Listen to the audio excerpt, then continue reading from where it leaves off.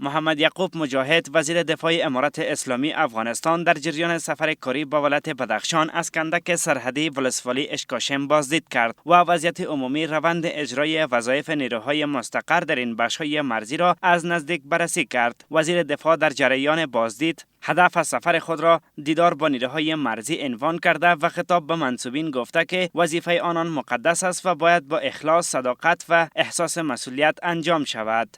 این وظیفه که ما انجام میتیم با چی نیت باید انجام بدیم، با کدام طریقه باید انجام بدیم، اصولی که از طرف وزارت و از طرف جنها و دیوا و سلطنت وضع شده است برای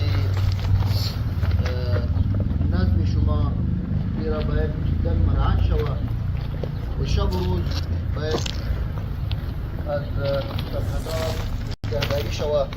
آقای مجاهد تاکید کرده که نیروهای امنیتی در خط مقدم دفاع از نظام و پاسداری از مرزهای کشور قرار دارند و مسئولیت آنان از اهمیت ویژه‌ای برخوردار است. و همچنان گفت که نیروهای امارت اسلامی با تمام مرزهای کشور حضور دارند و به گفته او هیچ کشور توان وارد کردن تهدید به افغانستان را ندارند. او این ماموریت را وظیفه بزرگ نیروهای امارت اسلامی توصیف کرد.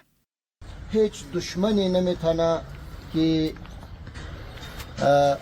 به کشور به نظام اسلامی ما خطر وارد بکنه.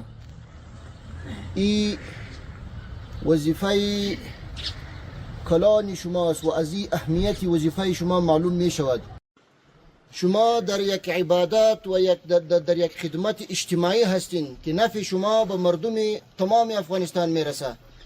نفع هر فرد شما به اسلام میرسه، به مسلمانان میرسه، به مردم کشور ما و شما میرسه، به نظام اسلامی ما و شما میرسه. این یک چیزی بسیار مهم است. در بخش دیگر از این سفر وزیر دفاع با شماری از منصوبین دیدار کرده و بر اهمیت نظم، دیسیپلین و هماهنگی در صفوف نیروهای امنیتی تاکید نموده. کوشش بکنید که کدام بینظمی و کدام همینطور چیزی نیاید که کسی بگوید که این حرکت از اردوی اسلامی یعنی برای اردوی اسلامی کردن مناسب نیست. دیگه شما در سرحد هستین، اونجا باید شما 100% به نظم و دیسیپلین باشین.